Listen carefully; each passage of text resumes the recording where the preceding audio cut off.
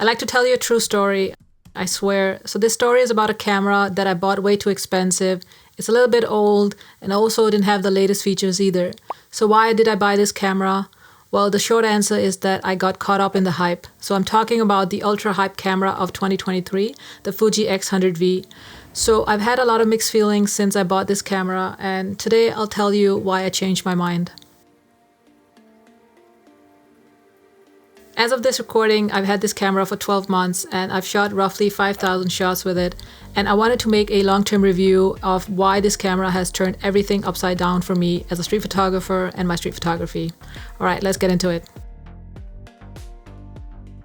For the first few months, I actually thought about selling this camera and I did put it up for sale, but luckily I held on to it. And also at that time, there was a lot of rumors about Mark 6 and I was really curious if that camera would be better than this camera. I was thinking about maybe selling it and, recovering a little bit of money and then buying the other one and stuff like that. Also in the same period, I was also using it and I was going out on the streets and yeah, so a lot of stuff happened back then and I'm happy that I didn't sell it.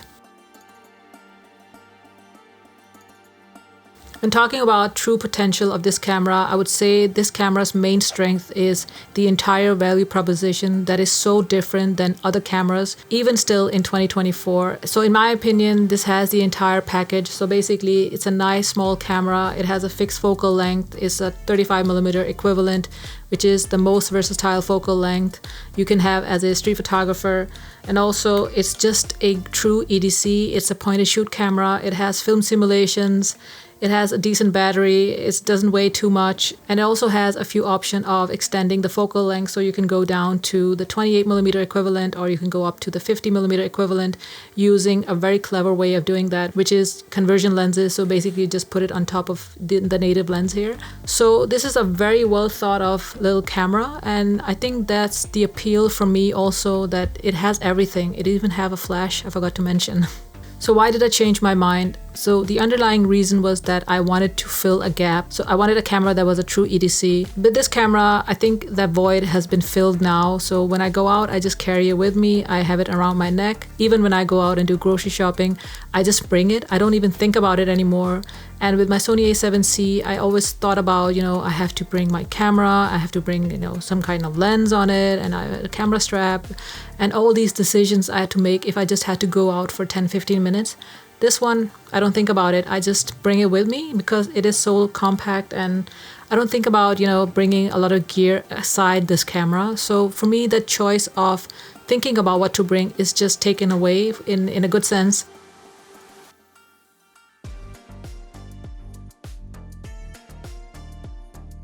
So that void of having a true EDC is definitely been filled with this camera. It could have been any compact camera, it just happened to be the Fuji x100V for me.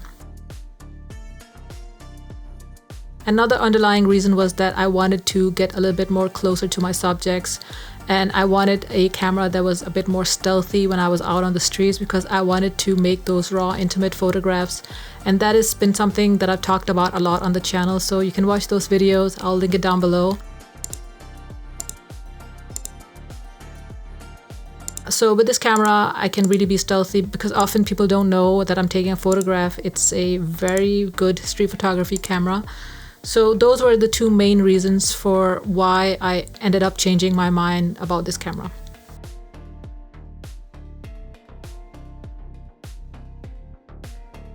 Also practically, I already spent all that money on this camera, so I wanted to give it a fair shot. And so I started to go out on daily photo walks or as much as possible, and I just brought it with me even though I wasn't feeling super content with it, and I was just like, let me just try it out. But slowly and steadily I started to really enjoy my photo walks, and the main camera that I reached for was this camera. So, based on that progress, I continued to do it. And along the way, it just flipped for me. So it wasn't even about the camera anymore. So it wasn't about the Fuji x100V and, getting me to like the camera. It just became more about the photographs I started to make.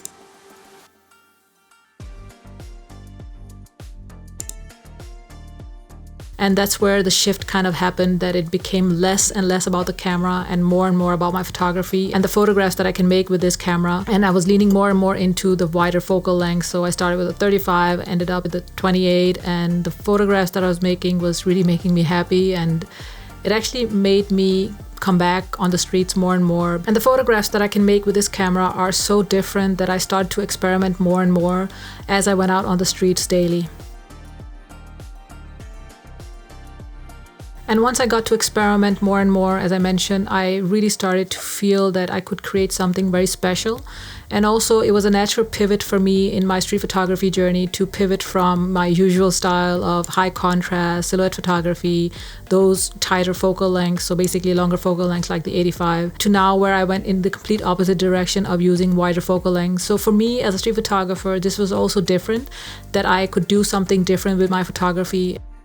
And to be honest, I haven't been this challenged since I bought this camera in terms of developing and growing as a street photographer, because I pushed myself to try something new. And at the time, I didn't even like candid street photography or classic street photography. And along the way, I've been on so many photo walks that I really like and see the beauty in candid street photography, because there's something about documenting everyday life on Copenhagen streets, you know, where the environment also plays a very important element, where before my photographs were more or less based on one single subject. Often you couldn't see their face, and they were a little more artistic in my opinion, and beautiful photographs in my own opinion. And also with this camera, I think I managed to surprise myself how much I could pivot and also how much I could stretch myself in terms of learning street photography in a completely different way. And for now, this is a lot of fun. I don't know if it will be as much fun in the coming year or maybe in 2 years' time. And I might make another radical shift in my street photography. Only time will tell.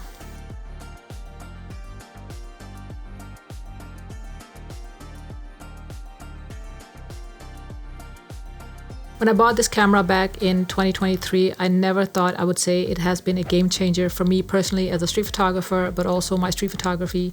I don't know if it's for the better yet, but it's definitely different. It's so different that it makes me really happy. It gave me a lot of joy back. Street photography is fun again for me. It hasn't been fun for a long while, and especially when you've been doing something for such a long time as I've done, like 8 years. Even though it's still a hobby, I felt like I was doing more or less the same thing, and this is just a breath of fresh air, so to speak. And yeah, so a game changer, definitely, but there's a practical reason why this has been a game changer.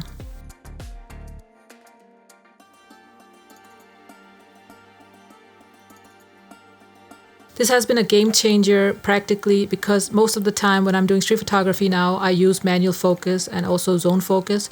So this is not a true zone focus as you have on Leica system, so with the rangefinders. This is Fuji's own way of doing zone focus. It's a little bit weird, you have to get used to it, but I've gotten used to it and I really like it. And I also combine that with using the smaller apertures. So now I stay above f8 or around f8, which is also a huge shift for me because I never did that before.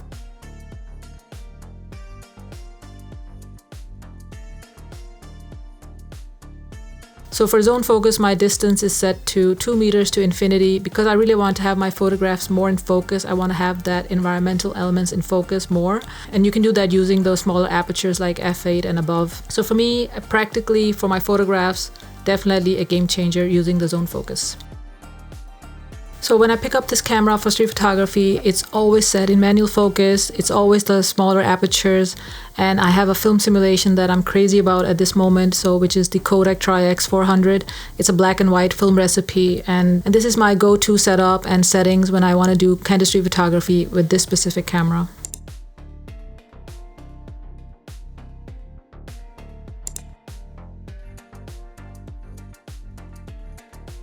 So the 12 months I've been using this camera, I found this camera's true purpose. So I found its place in my street kit, and I also found its true value proposition for my kind of street photography that I like to do, and the results that I can create with this camera, which is saying a lot for a camera that I didn't like when I bought it.